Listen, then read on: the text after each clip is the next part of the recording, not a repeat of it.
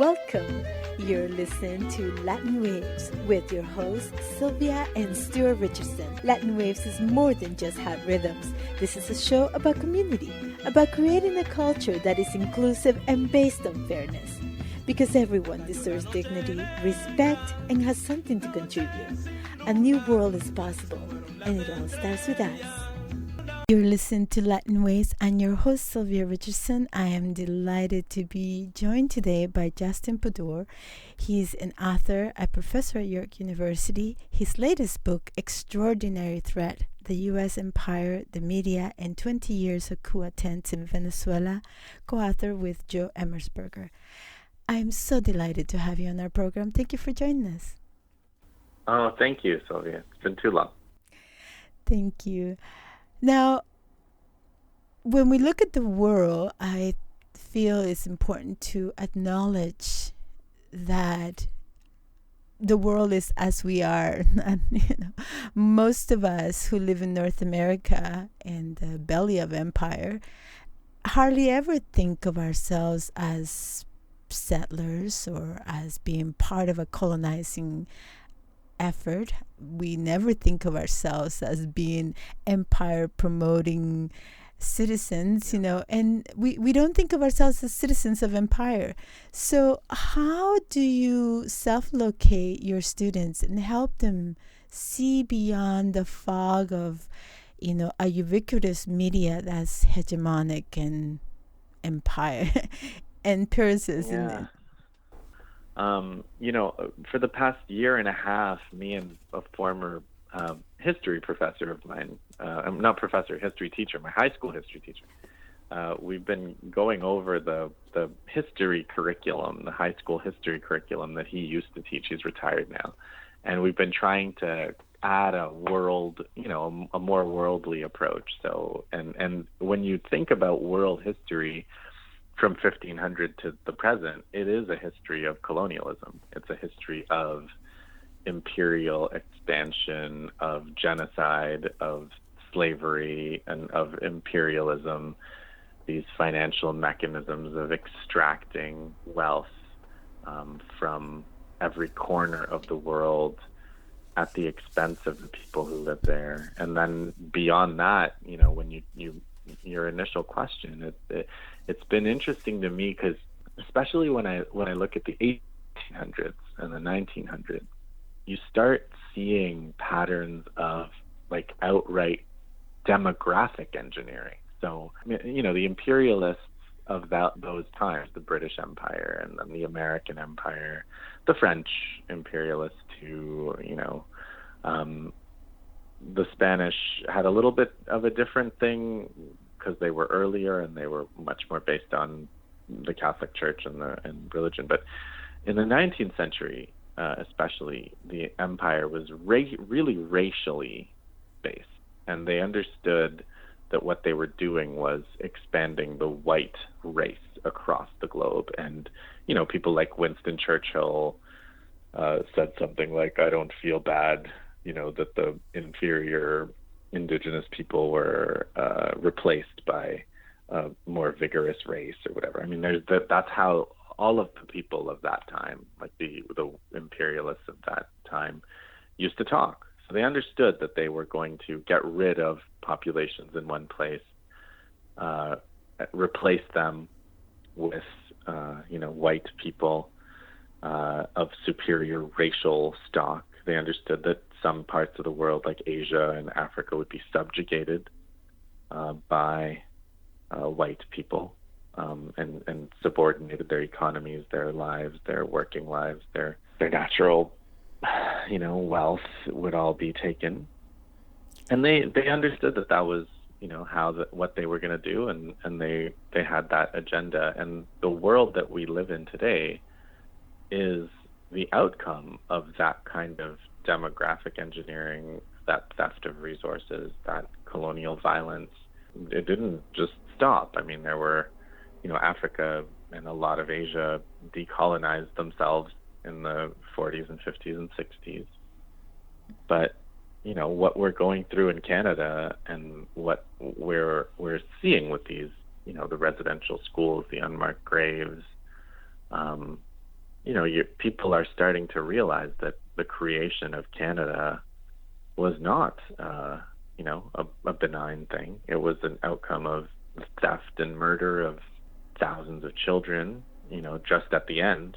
Before that, it was the outcome of the extinction of species like the beaver, the buffalo that people used to rely on, and the spreading of diseases like smallpox and tuberculosis and influenza. So it was a really horrific and ugly thing. It was a racial imposition, a racist system. And facing all of that history is, I think, really important. Like, it's really important not to be ignorant of that. And as this is Latin Waves. A lot of, I think, your listeners think of themselves as people of color. And like you said, we don't think of ourselves as my family's from India. This was part of the British Empire. The British Empire thought of moving people around the globe wherever, as a kind of like pieces on a board, right? But if our presence here is part of an agenda of suppressing Indigenous people too. It's like if we weren't here, there would be more space for Indigenous people to fill the to take up their land and take it. Like, suppressing them demographically is part of the imperial agenda, or was, and so it is. We are playing that role here, and what our responsibilities and our obligations are to First Nations is something that we should all really think about. And decolonization is not necessarily like a comfortable thing to think about, but we should think about it. In many ways, I feel that decolonization begins with beginning to see what we have been unwilling to look at, and today we see the government of Canada engage in many so-called humanitarian efforts to bring democracy to other parts, right? We've seen how they led the Lima group in an attempt to overthrow the government of Venezuela. We have witnessed how in many ways, Canada has been at the center of the Haitian disaster, with so many NGOs ruling a country that has been denied the ability to elect the president they want, And we see the evidence of empire elsewhere, but we never think of empire within. So perhaps we can talk a little bit about how empire is not an old thing of the past, but rather something that continues to be exerted today in Canada. If we can talk about the Indigenous people, perhaps they should have a better land security, instead of being so welcoming to strangers and helping them survive, they would have done better. But we are where we are because none of our ancestors got it right. And I think just like we in Latin America have been hurt by the benevolence of democracy bringing countries like the U.S. and Canada, we see those same policies of oppression being implemented through different institutions, be it education or judicial. So maybe you could talk a little bit about how do we hold that system, because it's systemic, and so in some ways there's structures that sustain it. I've been trying to understand the kind of financial and economic levers of imperialism and the mechanisms of imperialism lately. There's this great book by Zach Cope, C-O-P-E, called The Wealth of Some Nations. And he just goes through a whole bunch of mechanisms. But his basic point is every single year, the rich countries, Canada, the US, the UK, Europe, what you might call in an analysis of imperialism, the metropolitan countries, they continuously extract wealth from the so-called poor countries, the Latin America, Africa, Asia. He calls it value transfer, but it's, trillions of dollars a year transferred through mechanisms like unequal exchange. So the prices of tropical commodities like bananas or coffee or sugar, they're kept artificially low so that wealthy countries can buy them at prices that don't continuously go up despite demand. And at the same time, products that are, research or lawyers or foreign aid or the kinds of things that people in rich countries do, those services, insurance, banking, those kinds of services are highly, highly priced and very expensive for, academic work, right, or professional work. And those kinds of things are highly, highly paid, highly compensated. And so poor countries are buying these kinds of services at first world prices, and they're selling their commodities at third world prices. Why is that? I mean, we need bananas here, and probably more than they need accountants there, right? And yet they have to pay, $100,000 a year for accountants, and we get bananas for pennies here. That's not because of the market. Like, that's what Zach Cope or Utsan Prabhat Patnaik talk about. Like, it's not because what the first world has is worth more. In fact, what the third world has is worth more. If they were paid what they were owed, if they were paid what the market, would give them, then the whole economic system would completely change. And so the lifestyles of the rich countries, including working people in the rich countries, is subsidized by this massive value transfer every year after year. And similarly, when you think of colonialism inside Canada, all of the resources that Canada sells so desperately, mining, energy, the oil sand, the ring of fire, the minerals, the water, whatever, all of these things are just taken. They're simply taken from Indigenous lands, and then they're given, they're sold on the market for massive amounts of money. And that's what, that's the economic model for Canada, is the seizure of Indigenous resources and selling of them on the market.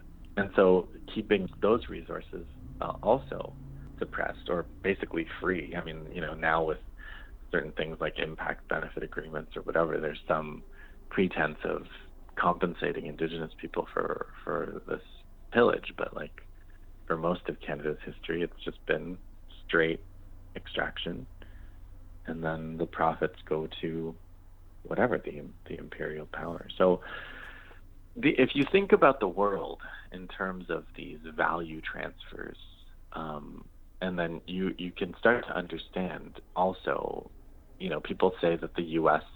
Expenditure of military money and its bases and so on are so irrational. Like, the U.S. spends 10 times more, God knows how many times more, than all of its all the other countries combined. But it's still a bargain when you consider that system is the ultimate guarantor of the continuous transfer of wealth from the poor countries to the rich countries. So I guess that's how I've been thinking about it lately, is that this kind of engine of the rich stealing from the poor domestically, the rich stealing from the poor in terms of the colonies and Indigenous people, and then the rich countries stealing from the poor countries.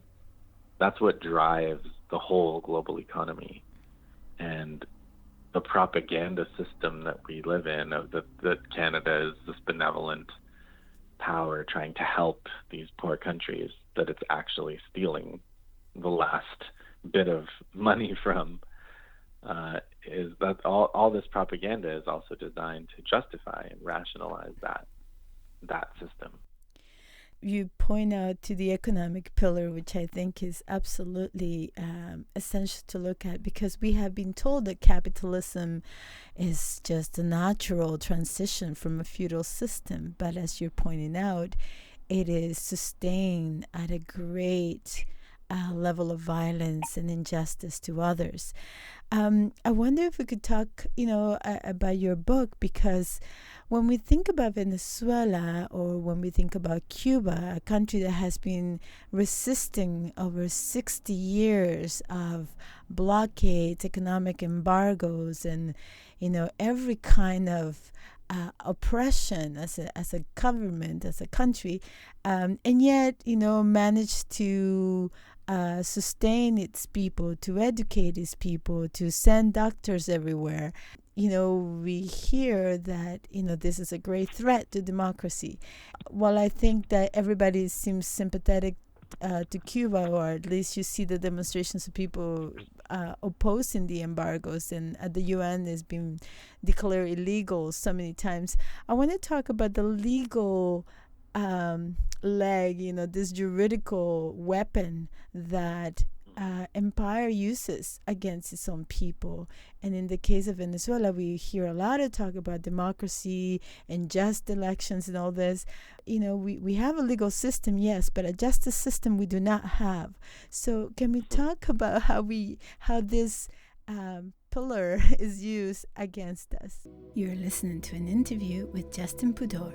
Consider supporting independent media by going to latinwaysmedia.com. You can become a member for as little as $1.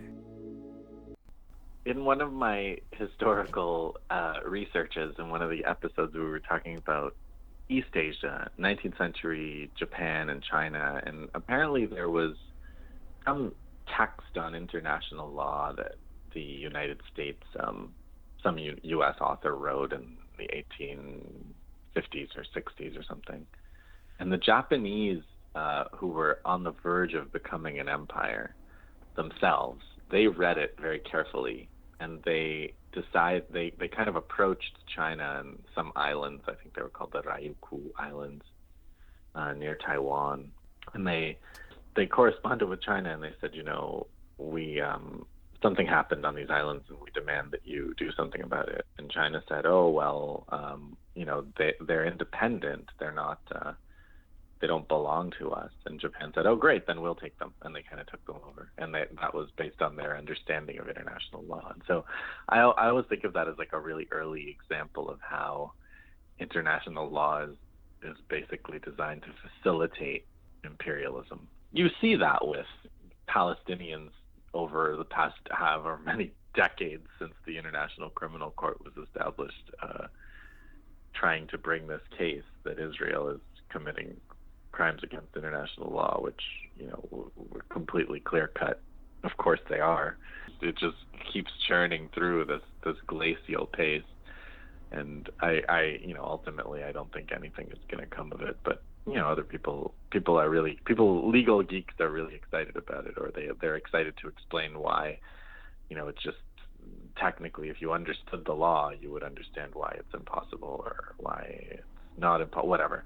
But for me, it's an expression, right? The legal weapon, like you said, it's an expression of the status quo, and it's an expression of who actually holds the cards.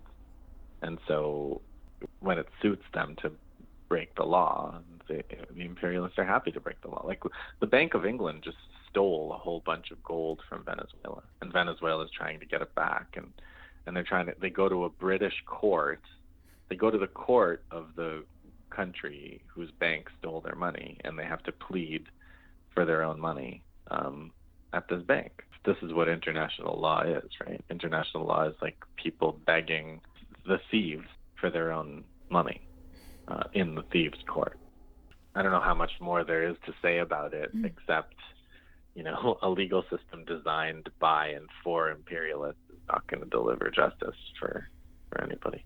We see the economic lever, we see the juridical weapon that international law has become, with the IMF and all the impositions of loans that then are sifted right back into the empire, in the name of the debt, right? This odious debt that was imposed on us for not wanting to be slaves.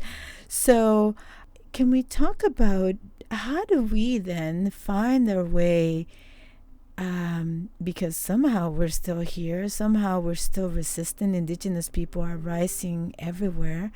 The Mapuches are rising in Chile, the Aymara and the Quechua, the Maya, and the multitude of nations here in Turtle Island are still here despite all this media, which is another pillar, that has been used against us to tell us our story, right? Tell us, this is your story, this is how you should remember yourselves. Well, it's funny because there are two things I want to say, because I was just super pessimistic about international law and the international courts and so on. But in domestic courts, in both Colombia, I was just looking into this on Colombia and in Canada, for a story I've been writing that'll hopefully come out sometime in the next weeks. But they win. Indigenous people seem to win a lot in court in Colombia and in Canada. They've been winning. They're on a winning trajectory for decades, in terms of stopping, resource extraction where they want to stop it, in terms of getting their land back in many cases when it's been swindled from them or from their ancestors, or just outright stolen. So there've been a lot of cases where Indigenous people are winning in court, and the whole basis of Canada, in terms of the project of Canada being to steal Indigenous people's land, for various reasons, is kind of unraveling a little bit, and that's interesting. That is really interesting in terms of what it means for the future, because Indigenous people are asserting themselves in a lot of ways, legally and physically and demographically and in terms of politics and protest. And I think that that's a really hopeful sign for the future. As far as the media side of things goes, it's ridiculous. But, the media does have to follow the facts on the ground at least a little bit, because they have to fear that we are going to talk to each other regardless. And I've noticed that, again, in the last round, when Israel was bombing Gaza, this past round of massacres earlier in the summer in May, where, on Twitter and Instagram and whatnot, they were trying to suppress Palestinians, but then they eventually came to the conclusion that if they suppress them, we're going to talk to each other off of their platform and in some other way, so they might as well let us onto their platform where they have more control. So there's this funny thing happening where we have to fight them to allow them to let us talk to each other. I feel personally that we have all been wounded by colonization.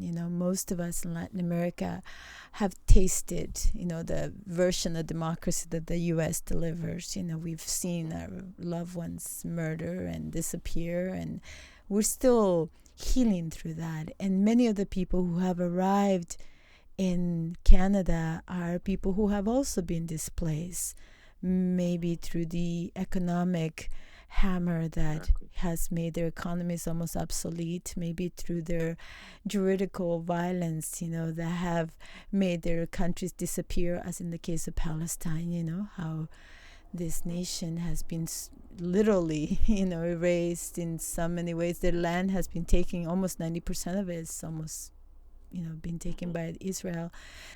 I feel both. I feel that guilt of being a survivor, of the survivor guilt of having seen everything around you dismantled and destroyed, and being the only one standing. I also feel the responsibility that comes with being able to see what others cannot see. How do we? Yeah, I agree. Yeah. I agree. I think of that a lot too. It's all part of the same process, right? Like, it's all the wars and the displacement and, the importation of people into North America from these places that they destroy.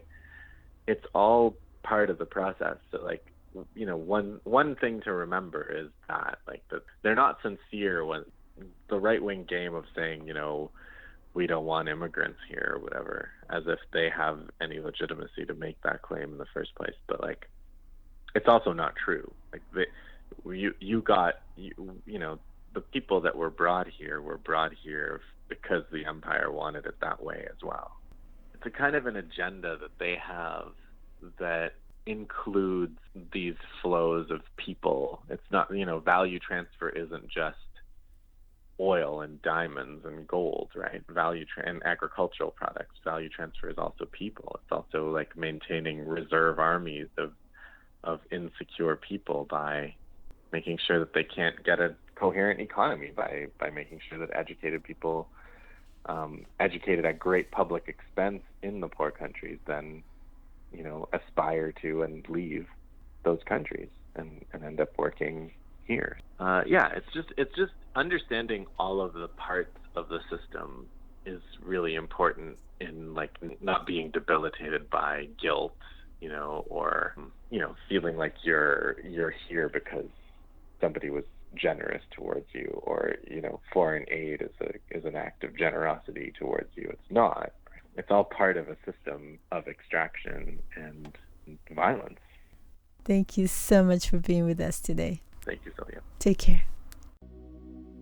Thank you for listening to Latin Waves. Latin Waves is an independently produced syndicated radio program made available for free to campus and community radios, and also to the world at latinwavesmedia.com.